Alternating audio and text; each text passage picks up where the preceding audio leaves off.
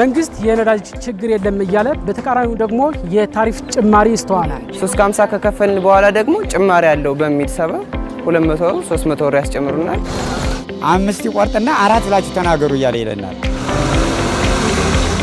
ለማጣራት ጥረት ስናደርግ ተሳፋሪው የመሸፈን አዝማሚያ ይታያል። በፊት በከፍተኛ ሁኔታ የነዳጅ እጥረት ነበረ።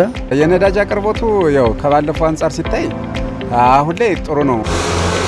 ነዳጅ የሚወስደው ተመድቦ ወይንም ተመርቶልች ብቻ ነው።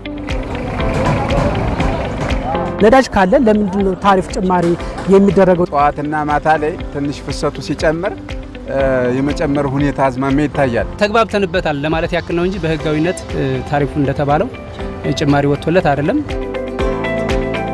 መንግስት የታሪፉን ሁኔታ በደንብ አድርጎ ቢያየው 2 ዓመት አካባቢ ሆኖታል ታሪፍ እየተዘጋጀ ያለን ማለት ነው። ይህን ጉዳይ በአጀንዳችን በዝርዝር እንመለከተዋለን።